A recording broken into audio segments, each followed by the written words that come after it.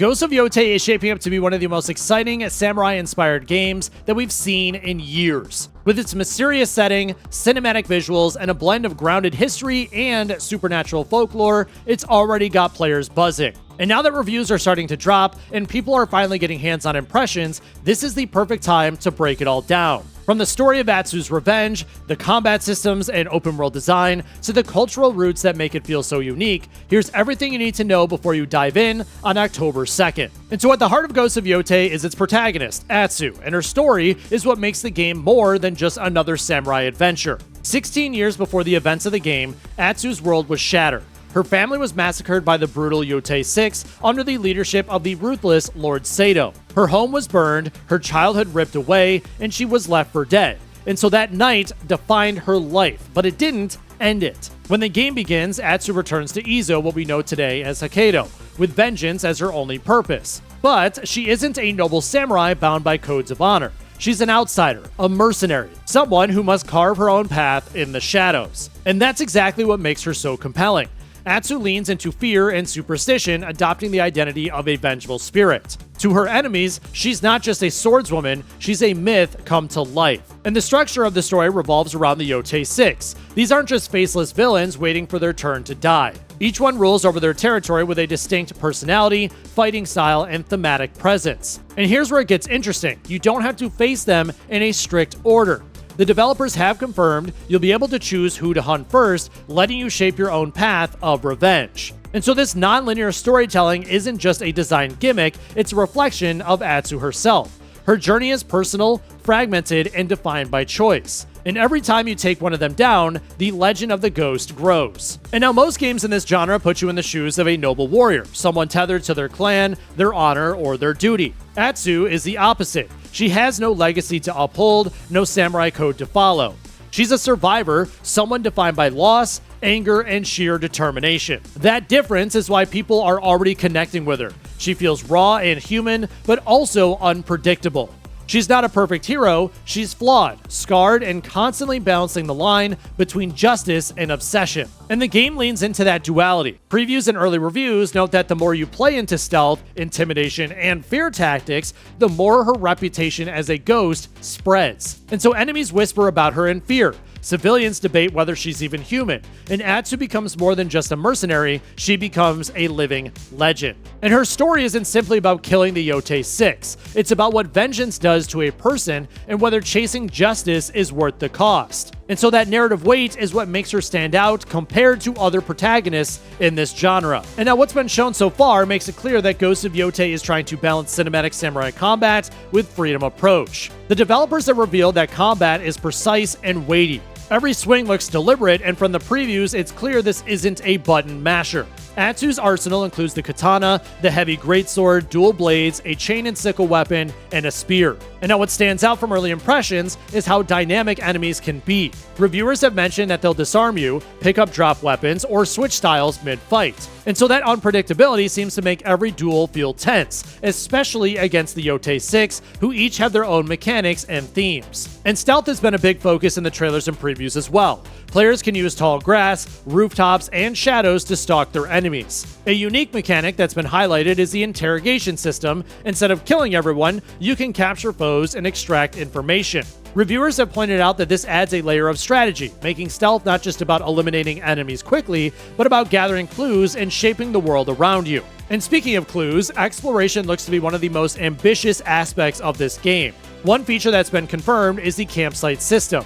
These act as rest points where you can cook, craft, and talk to NPCs, giving you a breather between missions. Technically, the game is pushing boundaries. Sucker Punch has talked about loading millions of assets at once to extend draw distances. In previews, you can see distant landmarks without loading screens and environmental details like snow falling off trees or fog rolling in, responding in real time. And weather also has confirmed gameplay effects. Snow muffles your footsteps, rain covers movement but limits vision, and fog creates uncertainty. Reviewers who have played builds of the game have praised these touches for making the world feel reactive, not just pretty. And so while most players haven't had the chance to experience it yet, what's been confirmed and shown paints a picture of a game where every choice, whether you're fighting, sneaking, or exploring, feeds back into Atsu's growing legend. And of course, a revenge story is only as strong as its villains, and the Yotei Six look like some of the most memorable that we've seen in the genre. Each one has a distinct theme. The snake might favor poison and trickery. The Oni is all about brute strength and intimidation. The fox relies on cunning and agility. The spider sets traps and ambushes. The dragon embodies pride and domination. And finally, Lord Sato, the man who tore Atsu's world apart. Facing them isn't just a combat challenge. It's a test of Atsu's resolve. Do these victories bring her peace, or do they drag her further down into the persona of the ghost? And since you can choose the order you face them, each player's journey will play out differently. And so that freedom makes the Yotei Six feel less like scripted bosses and more like looming forces whose presence hangs over every step of your journey. And now last but not least, I want to talk about the world of Yotei, because Mount Yotei looms at the center of everything. A dormant volcano surrounded by forests, lakes, plains, and villages. But what sets this world apart is how alive it feels. Unlike some open worlds that are built around checklists, this one feels reactive. A snowstorm changes how you move and fight. A festival fills a village with opportunity and distraction. Fog rolls in, reshaping familiar terrain. And layered over that geography is mythology. The traditions of Hokkaido emphasize spirits tied to nature. Rivers, mountains, animals, all were believed to hold power. And so that influence is woven into the game, from shrine encounters to side quests that blur the line between folklore and reality. And it's not about over-the-top fantasy, it's about atmosphere. The sense that every shadow, every rustle in the trees might carry something more. And that mythic tone is already being highlighted by reviewers, which makes this a good time to look at the early impressions. And so the overall question is, what are people actually saying now that the game is in reviewers' hands? Well, early impressions have praised the combat variety, noting how the disarming mechanics and enemy adaptability keep fights tense. The world design is being called atmospheric and alive, with particular praise for the environmental details like snow, fog, and wildlife interactions. Some reviewers have also highlighted the emotional weight of Atsu's journey, saying the nonlinear revenge path gives the story replayability and personal impact. And the interrogation and campsite systems are being seen as smart additions that make the game feel different from its peers. And of course, not every take is glowing. A few critics have mentioned that the mythic tone might not land for everyone, and some players may want more grounded realism like Tsushima. And with Sucker Punch aiming so high, there are questions about scope and whether all these ambitious systems will stay balanced. But overall, the talk is strong. People are excited, and the game is being talked about as a serious contender for Game of the Year. And so where does that leave us heading into release? Well, Ghost of Yotei has everything going for it. A protagonist who feels raw and human, villains who are memorable and thematic, combat that's tense and varied, and a world that feels alive with myth and history. It's not trying to be the hardest game or the biggest game. It's trying to be one that feels like a legend, and that focus might be what makes it stand out long after October 2nd. And yes, there are risks. Even the biggest studios can stumble when they push into new creative territory, and leaning into myth could divide players who prefer pure realism.